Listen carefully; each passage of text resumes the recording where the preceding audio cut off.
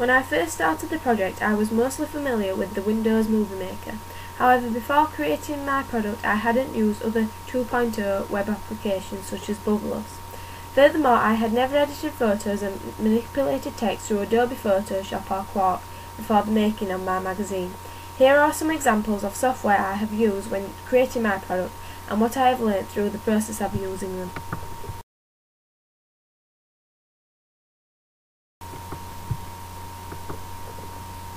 Bubbleless is an online application that can be accessed by anyone by the internet.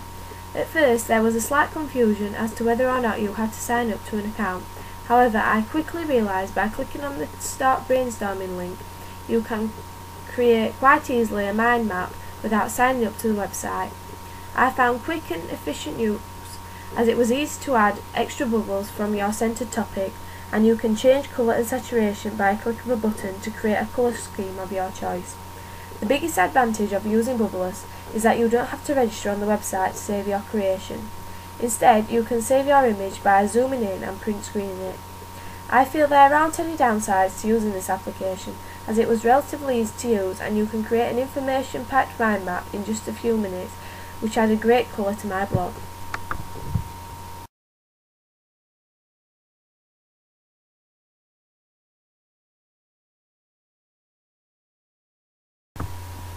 To make the most out of my product, SLR cameras were the preferred way of taking photographs for my magazine pages.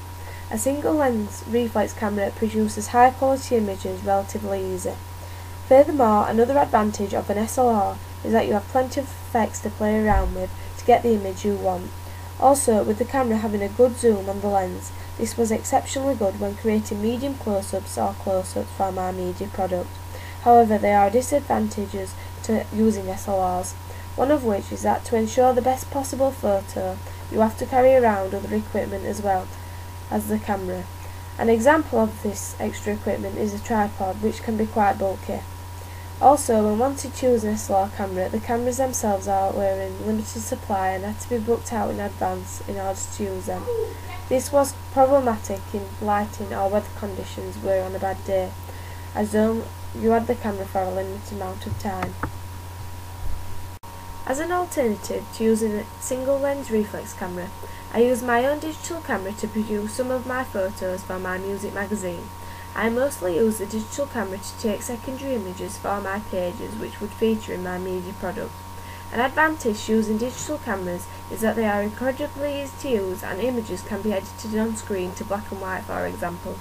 Another advantage is that they are light to carry and you don't necessarily need extra equipment when using the digital camera, unlike the SLR mentioned previously.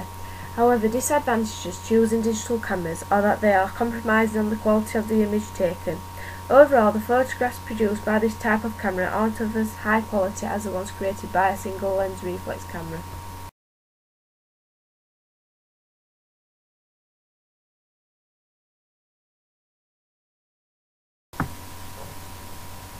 This software was mainly used to create text, especially for my contents page and double page spread. An advantage to Quark is its measurements of text and text boxes are very precise and you can create exactly what you wish. However, it is incredibly complex and took some getting used to. Another disadvantage to Quark is that it is a poor quality program for layout when recording images, as measurements have to be recorded beforehand and images need to be resized in Photoshop and then saved before importing back into Quark, which is very time consuming. On the whole, I hated using Quark and thought it was a terrible piece of software and I would rather use Photoshop.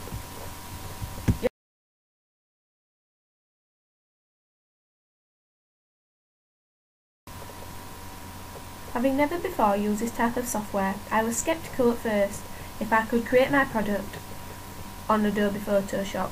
However, Adobe Photoshop is a brilliant piece of software when editing and manipulating images.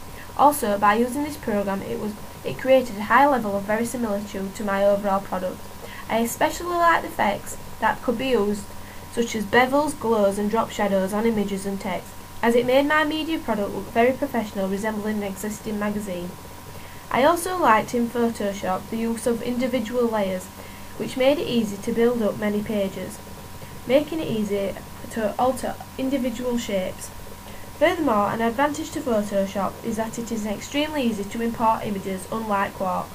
However, I believe Photoshop's only downside is the long process with becoming familiar with the different tools, as it took quite a long time to understand how to apply the different effects.